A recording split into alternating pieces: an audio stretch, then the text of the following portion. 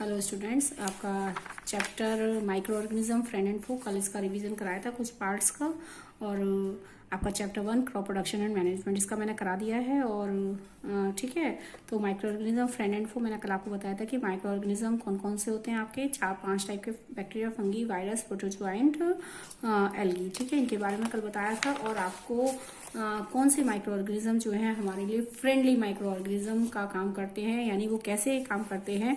जैसे ब्रेड और केक बनाने में हेल्प करते हैं, सॉइल को, फर्टिलिटी को इंक्रीज करते हैं, न्यूट्रिएंट्स को रिसाइकलिंग करते हैं बाय द आपके डिकम्पोजिशन मेथड, एंड एनवायरनमेंट को भी क्लीन करते हैं। इसके अलावा हमारा दही बनाने में लैक्टोबैसिलस जैसे बैक्टीरिया हेल्प करते हैं। आपके अल्कोहल, वाइन वगैरह बनाने में हेल्प करते हैं। तो ये सब कुछ मैंने आपको कल बता दिए थे, कैसे हमारा क्या इनका जो है यूज है माइक्रो ऑर्गेनिज्म का। ठीक, कुछ और बेसिक पॉइंट्स रहते हैं। फर्मेंटेशन कल आपको बताया था, what is the meaning of fermentation. Fermentation discovered by the Louis Pasteur, याद रखेंगे लुईस पास्चर ने डिस्कवर किया। And the process of conversion of sugar, the process of conversion of sugar into alcohol is known as fermentation. एक sugar को alcohol में convert करना, the process of conversion of sugar यानी sugar को alcohol में convert करना, that is called fermentation. क्या कहलाता है? Fermentation. And the process was discovered by the Louis, किसने डिस्कवर किया ये प्रोसेस? लुईस पास्चर ने। ठीक है, लुईस पास्चर ने डिस्कवर किया द कंसेप्ट।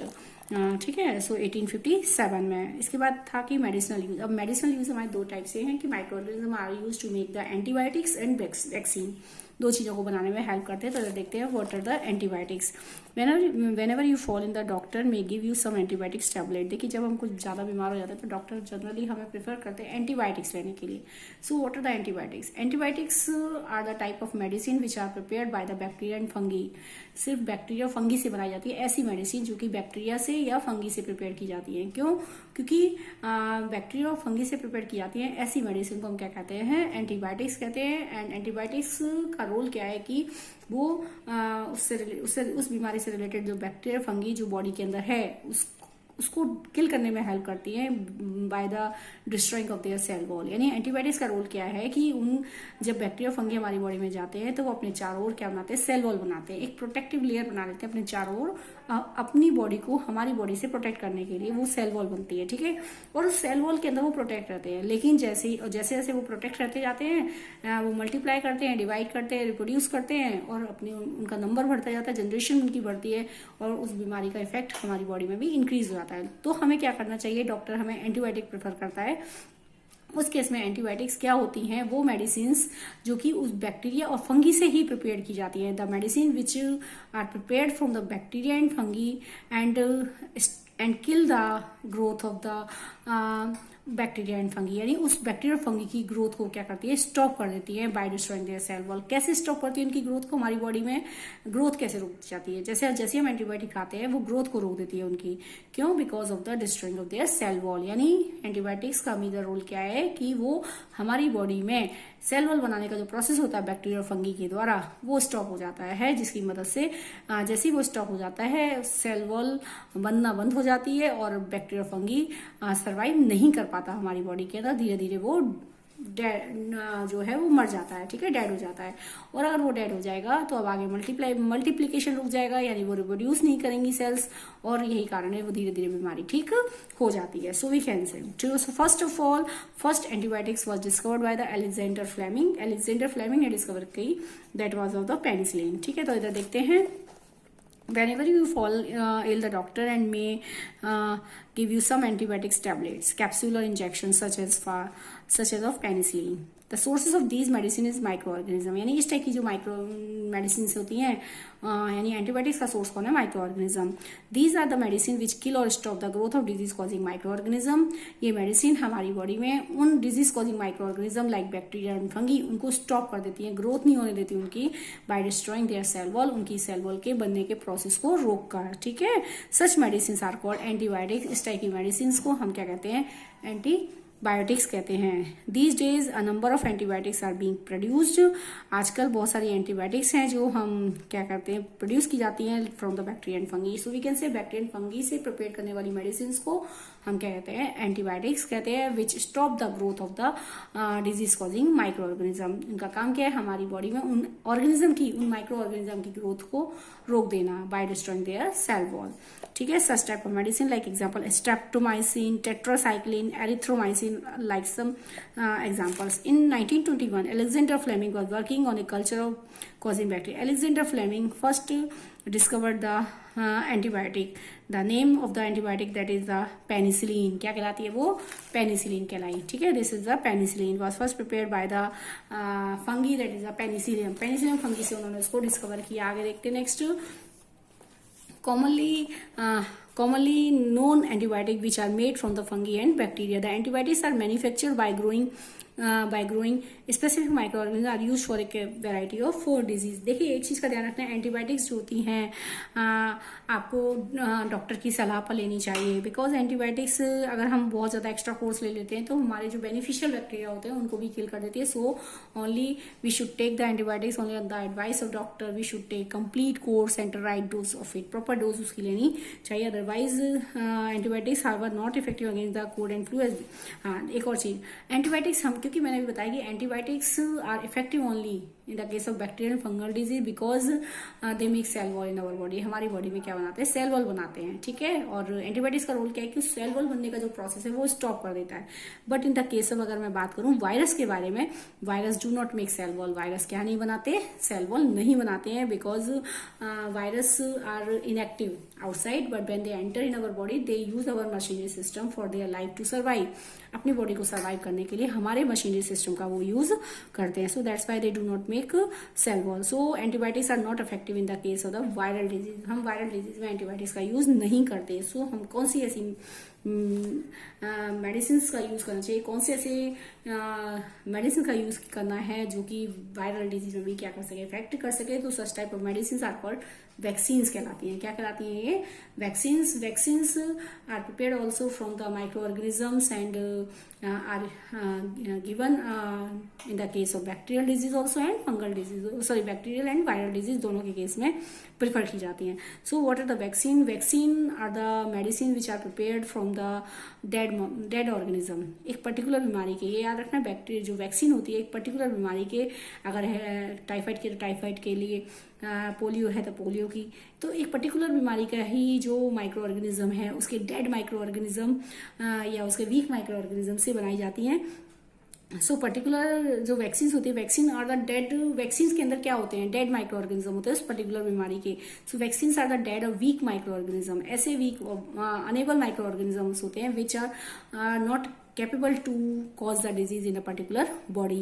यानी अगर हम उस डेड माइक्रो ऑर्गेनिज्म को या उस वीक माइक्रो ऑर्गेनिज्म को उस पर्टिकुलर बीमारी के किसी बॉडी में इंजेक्ट कर देते हैं तो उससे बॉडी पर कोई इफेक्ट नहीं पड़ता। लेकिन उस पर्टिकुलर माइक्रो ऑर्गेनिज्म के रिगार्डिंग हमारे ब्लड का जो इम्यून सिस्टम होती है, हमारे ब्लड की जो सेल्स होती हैं वो क्या बनाती हैं, एक ब्लड में क्या बन जाती है, प्रोटीन बन जाती है, that is called the antibodies. क्या बन जाती है वो, एंटीबॉडी। यानी उस पर्टिकुलर बीमारी, उस पर्टिकुलर माइक्रो ऑर्गेनिज्म को नष्ट करने के लिए आगे हमारी बॉडी में क्या बन जाती है, antibody.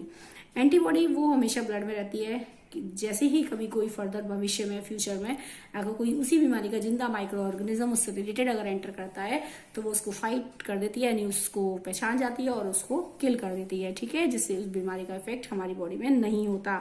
So we can say vaccine are the dead micro organism which are unable to cause the disease when injected in our body and they produce antibody in our blood.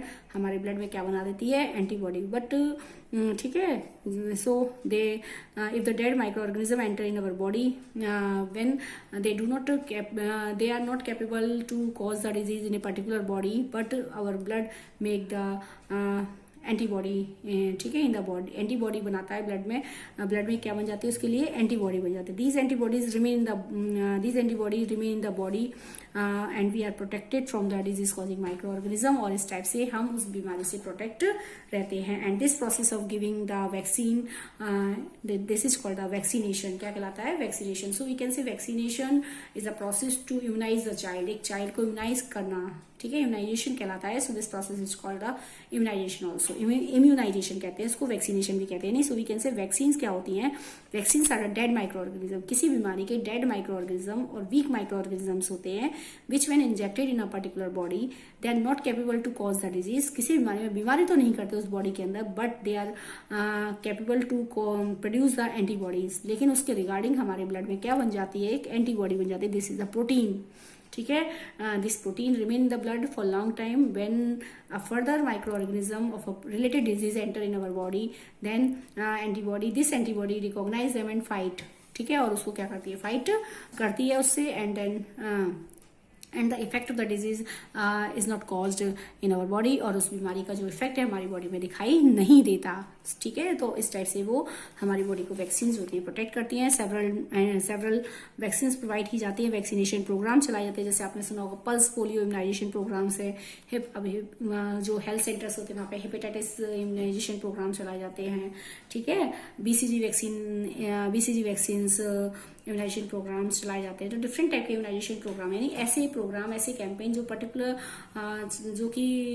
जो है लोगों को free जो है दवाइयाँ, जो vaccine होती हैं वो प्रोवाइड की जाती हैं। ठीक है, ताकि लोगों को इम्यूनाइज किया जा सके, उनको इम्यूनिटी, उनको उनकी बॉडी में क्या दी जा सके, इम्यूनिटी प्रोवाइड की जा सके। So just like the immunisation programme that is a pulse polio immunization programme, तो इसमें पोलियो ड्रॉप्स दी जाती है, जैसे लिखा हो, जैसे देते हैं यहाँ भाई इस दिन पोलियो दिवस है, यानी पोलियो डे है। पोलियो डे इसका मतलब क्या हो गया, वो एक पल्स पोलियो इम्यूनाइजेशन प्रोग्राम के अंतर्गत आता है, जिससे बच्चे को पोलियो की ड्रॉप लाई जाती है। ठीक है, so these are the immunisation programme. Next point है कि सबसे पहले फर्स्ट जो है Edward Jenner discover the vaccine for small pox. सबसे पहले जो वैक्सीन डिस्कवर की है, किसने की, स्मॉल पॉक्स की वैक्सीन डिस्कवर की है एडवर्ड जेनर ने। Edward Jenner discover the vaccine for small pox in 1798 में डिस्कवर की सबसे पहले वैक्सीन। तो याद रखेंगे, एंटीबायोटिक सबसे पहले डिस्कवर की पेनिसिलिन अलेक्जेंडर फ्लेमिंग ने, और सबसे पहले वैक्सीन डिस्कवर की स्मॉल पॉक्स की वैक्सीन डिस्कवर की है एडवर्ड जेनर ने।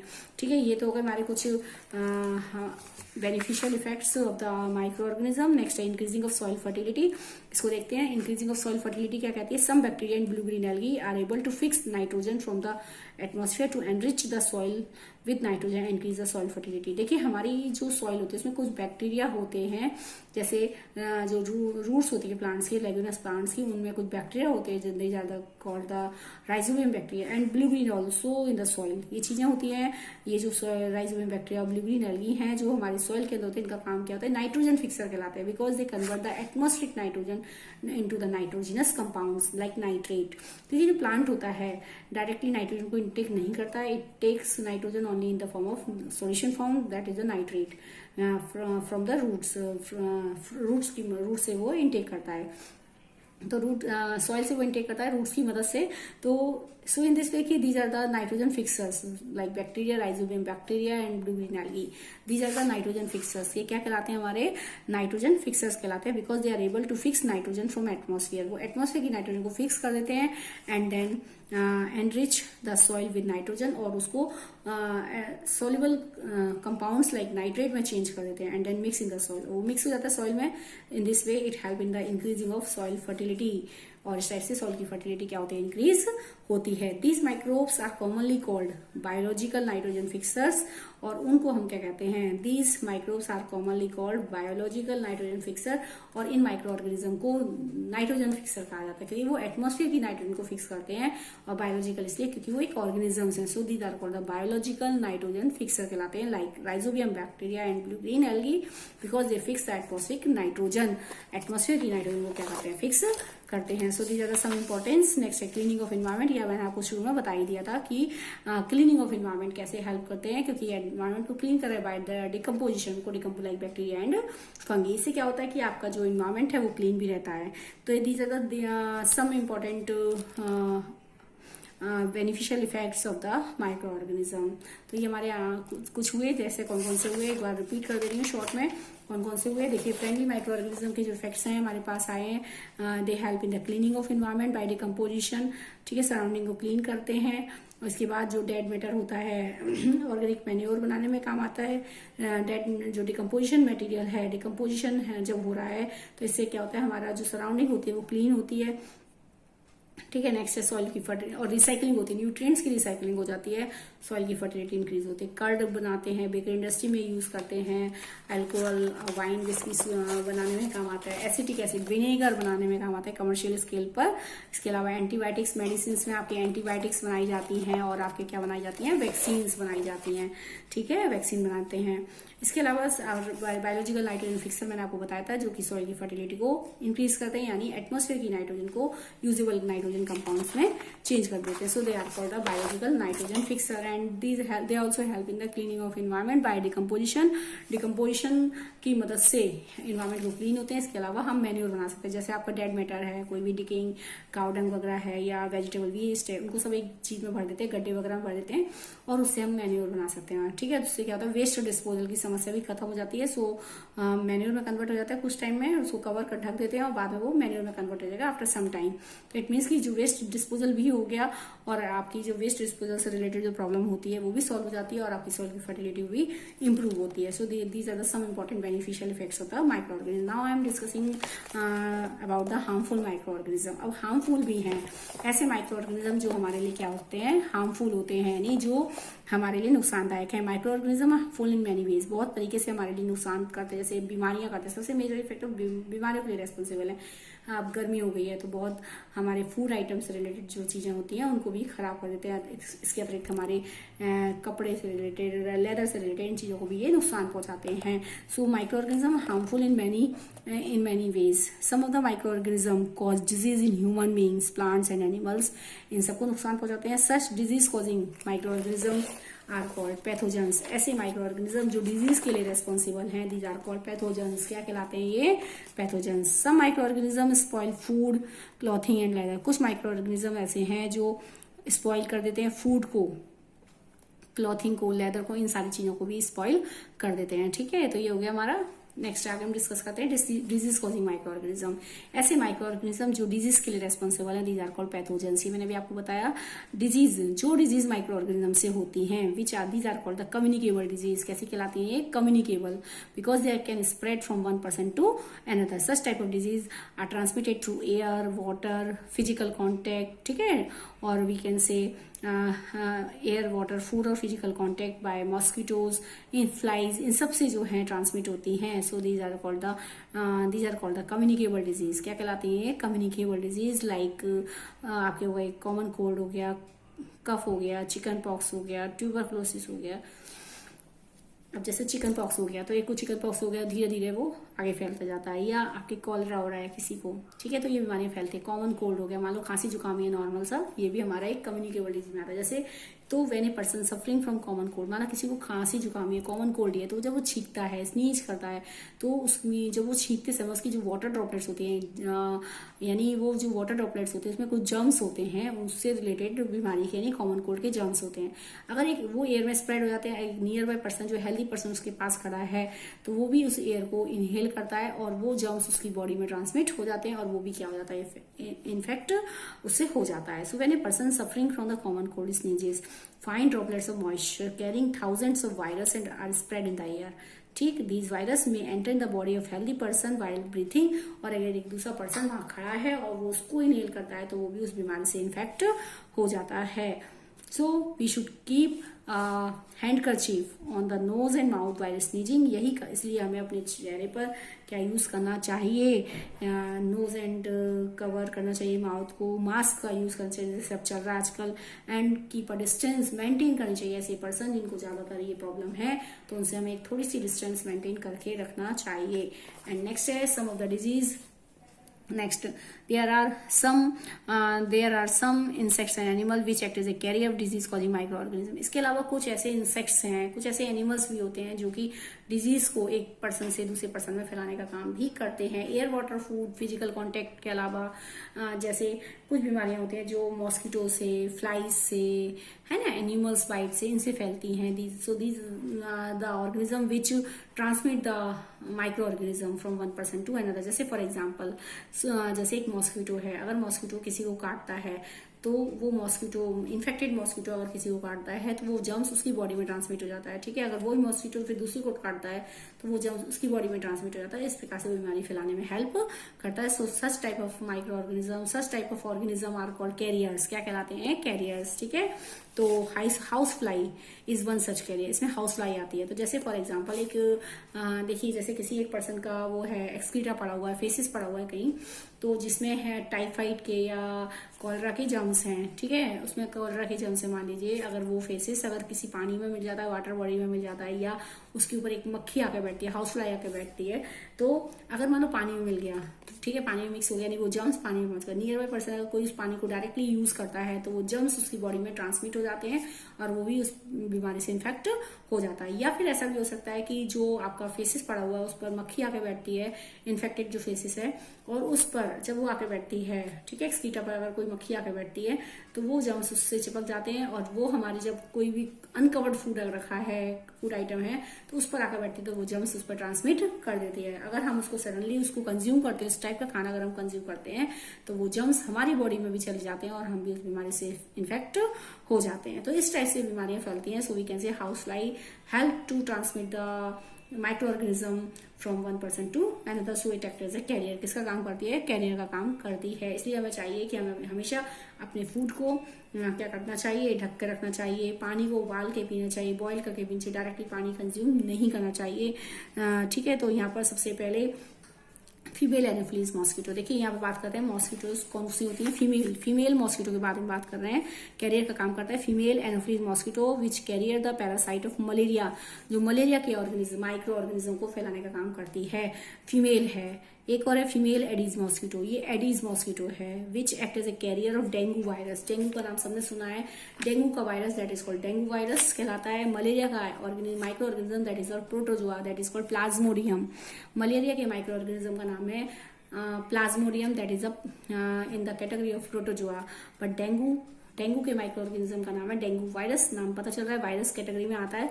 सो these are the micro organism are spread by the female mosquito. ये जो माइक्रो ऑर्गेनिज्म है, मलेरिया का माइक्रो ऑर्गेनिज्म हुआ या डेंगू का माइक्रो ऑर्गेनिज्म हुआ, these are spread by the female mosquito. कौन फैलाता है उनको? Female mosquito. तो हम यहाँ बात कर रहे हैं कि मलेरिया को कौन फैलाता है, इसका नाम है मॉस्किटो का female anopheles mosquito. And dengue को फैलाने के लिए जो मॉस्किटो यहाँ पर है that is a female aedes mosquito, ठीक। यहाँ पर जो फीमेल एडीज मॉस्किटो, ये फीमेल ही हैं। क्यों फीमेल? क्योंकि जो फीमेल मॉस्किटोज होते हैं ये क्या काम करते हैं, क्योंकि हाँ इनको प्रोटीन चाहिए अपनी बॉडी के अंदर, एग का फॉर्मेशन करने के लिए प्रोटीन की रिक्वायरमेंट होती है, और इसलिए ये जो है ये ज्यादातर मॉस्किटो होते हैं काटते हैं। क्यों? क्योंकि फीमेल मॉस्किटो इसलिए काटता है क्योंकि फीमेल बॉडी जो है उसको एग का फॉर्मेशन करने के लिए प्रोटीन की आवश्यकता होती है, और वो प्रोटीन कहाँ से लेता है? हमारे ब्लड से लेता है, ठीक है। सो दैट्स वाई ये जो है फीमेल मॉस्किटो ही ज्यादातर काटते हैं। Why does the teacher keep telling us not to let the water collect anywhere in the neighbourhood? तो हमें क्या करना चाहिए? मच्छरों को कहीं भी, हमारा रोल क्या है यहाँ पर कि हमें मच्छरों को कहीं भी, मॉस्किटोज, फ्लाइज, इन सबको पनपने नहीं देना है, कहीं भी ग्रो नहीं होने देना है, क्योंकि अपने जो एग देते हैं वो स्टेगनेंट वाटर में देते हैं, ठीक है। स्टेगनेंट वाटर, रुका हुआ पानी जो होता है, बहाव में आएगा पानी, फ्लोइंग वाटर में नहीं दे सकते, क्योंकि फ्लोइंग वाटर अगर होगा तो पानी क्या हो जाएगा? बह जाएगा, अंडे बह जाएंगे, उनके सारे एग बह जाएंगे, इसलिए वो स्टेगनेंट वाटर में देते हैं। इसलिए हमें कहीं भी पानी को रुकाव नहीं देना है, पानी कहीं भी रुका हुआ नहीं होना चाहिए, फ्लावर पॉट के उसमें है ना, ट्रे में, या कहीं भी जो पेट्स होते हैं उनमें कहीं भी पानी नहीं भरा होना चाहिए। यहाँ तक कि कूलर की भी सफाई टाइम टू टाइम करते रहना चाहिए कि उसमें मॉस्किटो जो है एग ना दें, ठीक है, मॉस्किटो ब्रीड ना करें।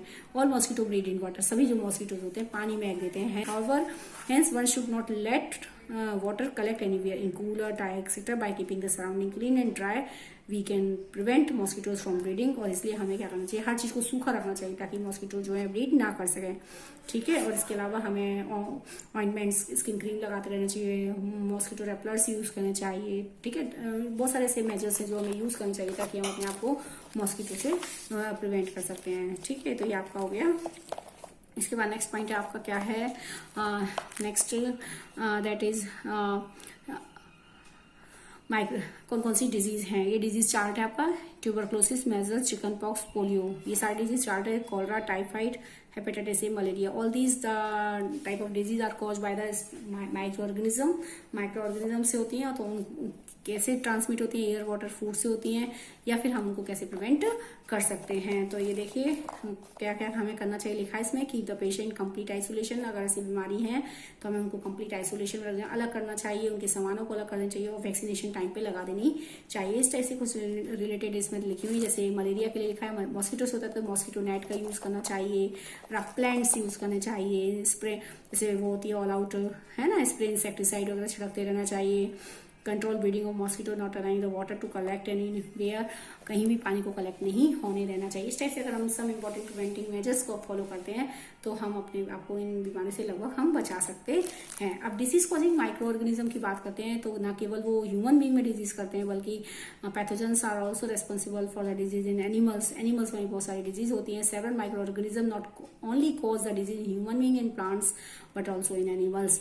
फॉर एग्जाम्पल एंथ्रेक्स, इसके बाद एंथ्रेक्स के लिए एंथ्रेक्स एक डिजीज है। Anthrax is a dangerous human disease and cattle disease, दोनों में है। Anthrax cause by the bacteria, किससे होती है ये? बैक्टीरिया से। So anthrax is a normal disease, dangerous disease of human also cattles, cattles में होने वाली डिजीज है that is cause by the bacteria. किससे होती है? बैक्टीरिया से।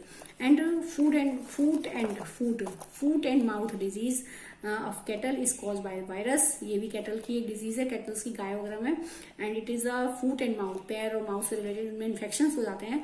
It is cause by the virus, किससे होती है? डिजीज वायरस होती है। सो वी कैन से कि some of the disease cause by the micro organism in animals also. So Robert Koch, यहाँ पे देखेंगे इसकी statement, Robert Koch discover the bacteria bacillus anthracis. Robert Koch ने discover किया एक bacteria that is called bacillus anthracis नाम के bacillus anthracis नाम के बैक्टीरिया से होती है बीमारी anthracis which cause anthrax disease. Robert Koch ने डिस्कवर किया है उस बैक्टीरिया का नाम बैसिलस एंथ्रेसिस, और उन्होंने बताया कि एंथ्रेक्स बीमारी किससे होती है? इस बैक्टीरिया से जिसका नाम है बैसिलस एंथ्रेसिस नाम के बैक्टीरिया से होती है। It was discovered by the Robert Koch, किसने डिस्कवर किया? रॉबर्ट कोच ने। इसके अलावा नेक्स्ट पढ़ते हैं कि जो डिजीज होती हैं, ठीक है, डिजीज ना केवल ह्यूमन बींग्स और एनिमल्स में हो रही है बल्कि किस में हो रही है? प्लांट्स में भी हो रही है। Several micro organism cause disease in plants like wheat, rice, potato, sugar cane, orange, apple and others, ठीक है। The disease reduce the yield of crop. So obviously कि जब डिजीज प्लांट्स में लग जाएगी तो ऑब्वियसली उनकी सीड्स हैं, उनकी लीव्स हैं, ये सब डैमेज हो जाएंगी, फ्रूट्स हैं वो डैमेज हो जाएंगे और उनका इतना प्रोडक्शन नहीं होगा, उससे फार्मर को क्या होता है? बहुत ज्यादा नुकसान होगा। So for some such plants disease they can be controlled by using certain chemicals which kill the micro. इसलिए हमें क्या करना, टाइम टू टाइम क्या करते हैं, उनसे प्रोटेक्ट, माइक्रो ऑर्गेनिज्म से प्रोटेक्ट करने के लिए एक फार्मर को क्या करना चाहिए? टाइम टू टाइम दवाइयों का, इंसेक्टिसाइड, पेस्टिसाइड, वीडीसाइड, ये सब दवाइयां जो हैं ये सब स्प्रे करते रहना चाहिए कीड़ों को मारने के लिए, माइक्रो ऑर्गेनिज्म को मारने के लिए सब दवाइयां। और साथ में ज्यादा लॉन्ग टाइम तक स्टोर करने के लिए उनको सनलाइट में सुखाना चाहिए, जैसे मैंने आपको पहले चैप्टर में भी कराया था।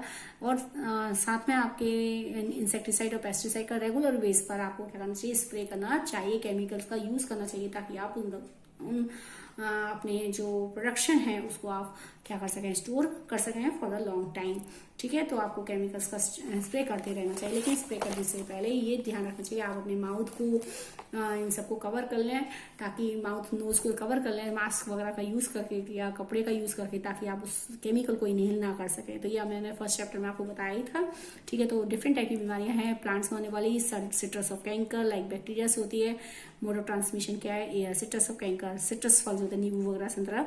Rust of wheat, rust of wheat गेहूं का नाम से पता चला फंगी से होने वाली डिजीज है। येलो वेन मोजेक भिंडी, येलो वेन मोजेक और भिंडी, भिंडी का नाम, भिंडी तो सब जानते हैं, दैट इज कॉल्ड ओकरा। वायरस से होती है। मोड ऑफ ट्रांसमिट इंसेक्ट की मदद से ट्रांसमिट होती है, ठीक है। तो इस टाइप से ये बीमारियां प्लांट्स में ट्रांसमिट होती हैं from one generation to another, आगे बढ़ती हैं, ठीक है, प्लांट्स। तो इससे क्या होता है कि ये जो डिजीज होती हैं इससे क्या होता है? वो इन्फेक्ट हो जाता है आपका और उसका प्रोडक्शन आगे नहीं मिलता। नेक्स्ट कॉन्सेप्ट है फूड पॉइजनिंग, ठीक है। नेक्स्ट कंसेप्ट देखते हैं फूड पॉइजनिंग। फूड पॉइजनिंग क्या है? क्या कहती है कि अगर हम जैसे माना कोई हमारा खाना है, जैसे कि ज्यादातर जो माइक्रो ऑर्गेनिजम्स होते हैं उनकी जो ग्रोथ होती है उनको एक सुटेबल क्लाइमेटिक कंडीशन चाहिए, जैसे वार्मनेस होना चाहिए और humidity.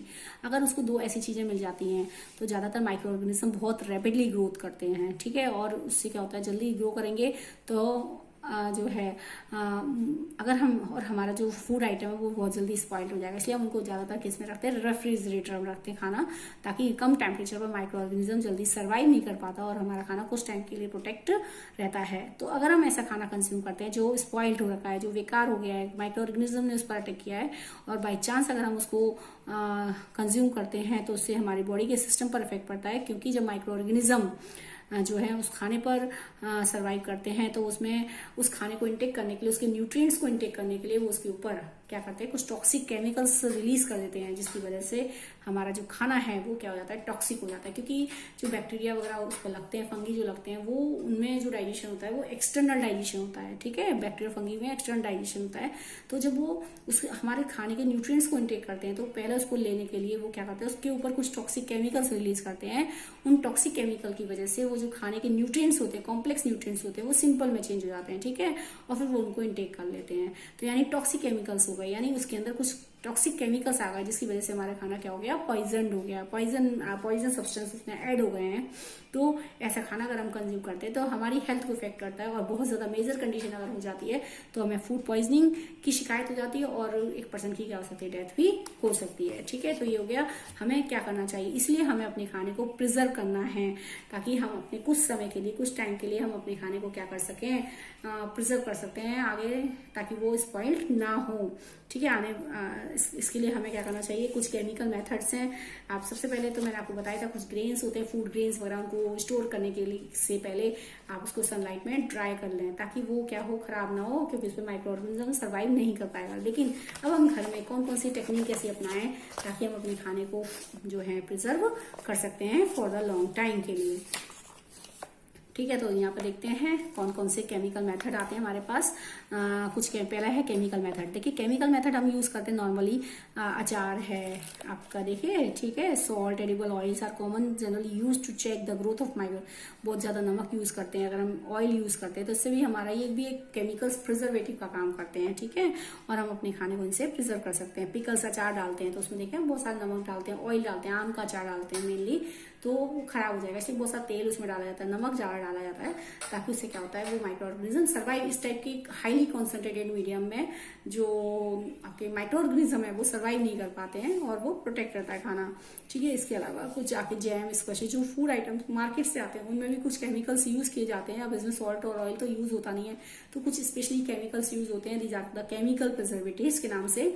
So these are called sodium benzoate and sodium metabisulphite, sodium benzoate and sodium metabisulphite, these are the chemical preservatives. ये क्या कहलाते हैं, केमिकल प्रिजर्वेटिव का काम करते हैं, ठीक है। Common salt has been to preserve, नमक, जैसे किसी को फिश है, मीट है, उसको थोड़ा प्रिजर्व करना है तो उसमें नमक लगा के रख देते हैं, ठीक है, नमक लगा के रख देते हैं, इससे क्या होता है, उसके ऊपर माइक्रो ऑर्गेनिज्म ग्रो नहीं करते हैं, ठीक है। शुगर, अब जेली, स्क्वैशेस बनाते हैं, जैम बनाते हैं, बहुत सारी चीनी उसमें ऐड करते हैं। कंसंट्रेशन सॉल्यूशन, जैसे मैंने आपको बताया, हाईली कंसंट्रेटेड अगर सॉल्यूशन होगा तो उस पर माइक्रो ऑर्गेनिज्म का जो इफेक्ट है वो नहीं हो पाएगा, उसकी ग्रोथ रिटार्ड हो जाती है, ठीक है।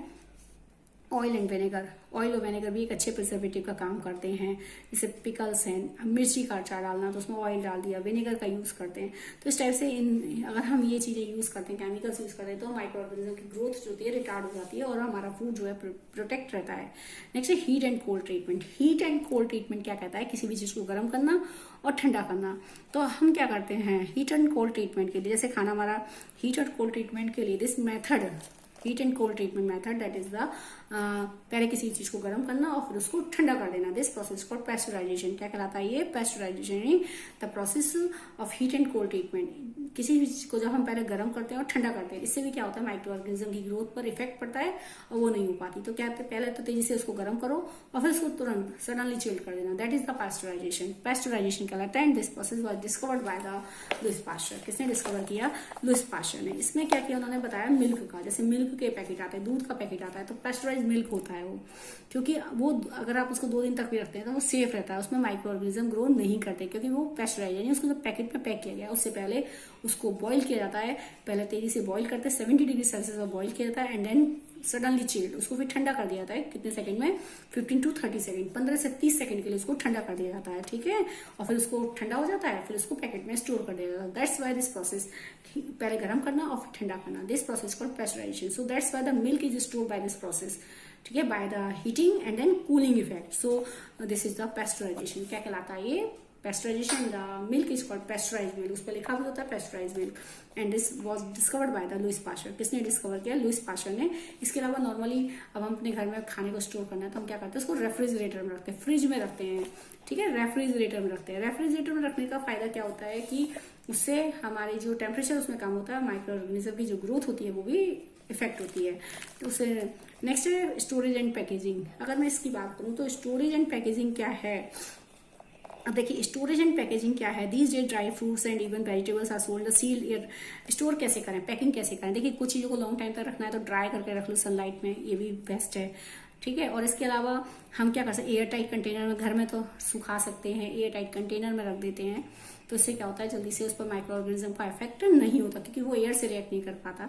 इसके अलावा हम क्या कर सकते हैं? मार्केट में अगर कोई चीज आती है पैक्ड होके आती है तो देखिए अपने चिप्स के पैकेट है, कुरकुरे के पैकेट है, फ्लफी होते हैं क्योंकि उनमें गैस भरी होती है, that is a nitrogen gas, inert gas है, ठीक है। इस गैस, जब तक वो गैस रहती है तब तक आपका जो फूड आइटम है वो बाहर की ऑक्सीडाइज नहीं हो जाता है, ऑक्सीडाइज नहीं हो पाता, यानी बाहर की एयर से रिएक्ट नहीं करता और वो खराब भी नहीं होता, ठीक है। तो इस तरह से हम उसको और आपका जो फूड है वो प्रोटेक्ट रहता है माइक्रो ऑर्गेनिज्म से। तो these are the some important methods of food preservation which if we follow the methods, these methods, then we can save the food for longer time, ठीक है। तो हम उसको लॉन्ग टाइम तक सेव कर सकते हैं। Now next method is the process is the nitrogen fixation.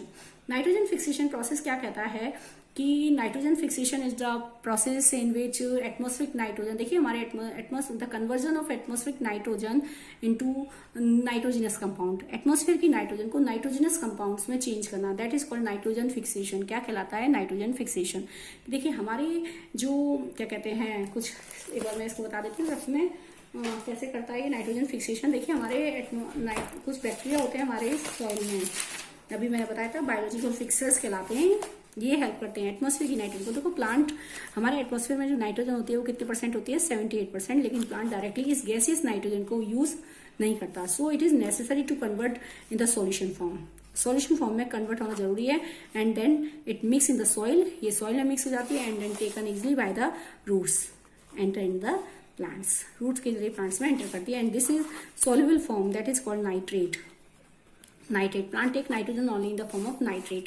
तो जब एटमॉस्फेयर की नाइट्रोजन से ये जो कंपाउंड्स बनते हैं, ठीक है, नाइट्रोजन कंपाउंड्स बन जाते हैं जो सॉल्युबल फॉर्म में होते हैं, जो ऐसे कंपाउंड जो पानी के अंदर आसानी से डिसॉल्व हो जाते हैं।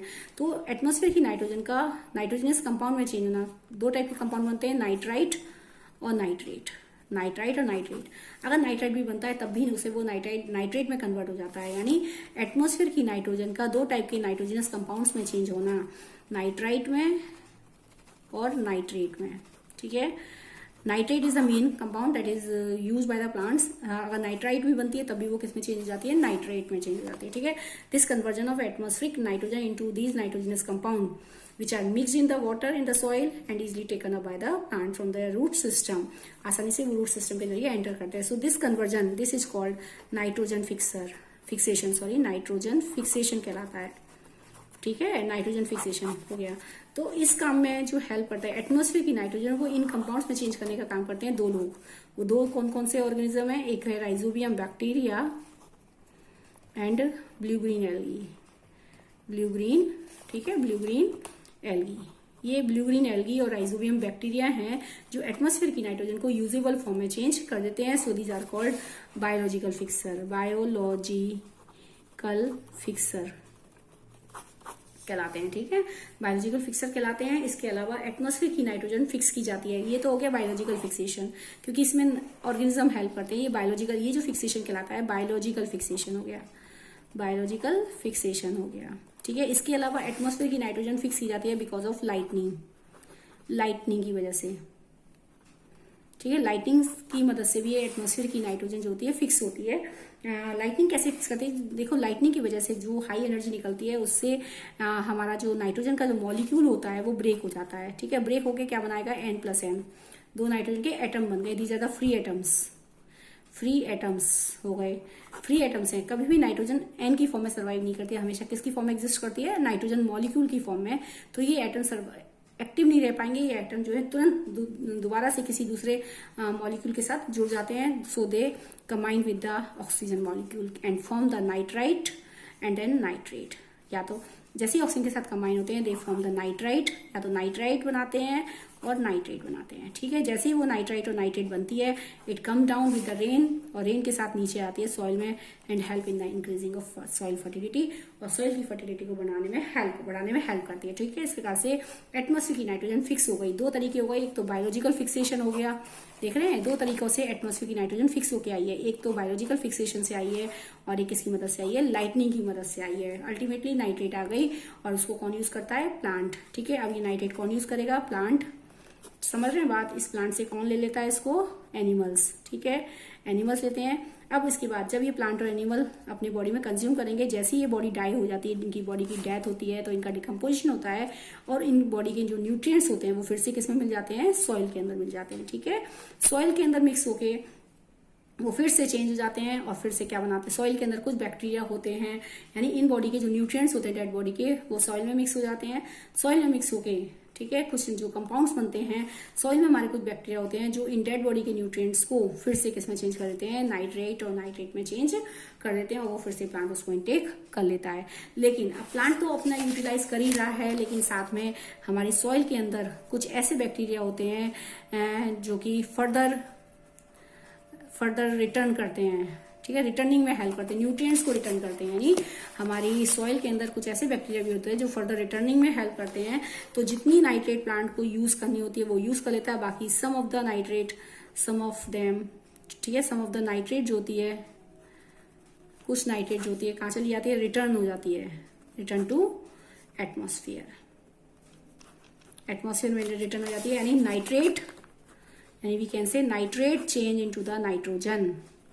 ये लिक्विड फॉर्म है और ये गैसेस फॉर्म है, यानी nitrate further change into the nitrogen, किस में चेंज हो जाती है, नाइट्रोजन में चेंज हो जाती है। And this continuation of the atmospheric nitrogen from atmosphere to soil and then back again, this is called the nitrogen fixation. और ये सारा क्या कहलाता है, नाइट्रोजन फिक्सेशन। ठीक है, ये हो गया। इधर देखते हैं एक बार, ये देखेंगे एटमॉस्फेरिक नाइट्रोजन लाइटनिंग की मदद से फिक्स हो रही है, ये आ गई compounds of nitrogen the soil में आ गए। ये हो गए nitrogen fixing bacteria, blue green algae, and fix atmospheric nitrogen को फिक्स कर रहे हैं bacteria. In turn fix nitrogen into the nitrogenous compound, क्या बनाते हैं, नाइट्रोजनस कंपाउंड। अभी मैंने बताया नाइट्रेट और नाइट्रेट, ये दोनों कंपाउंड कहाँ गए, सॉइल में।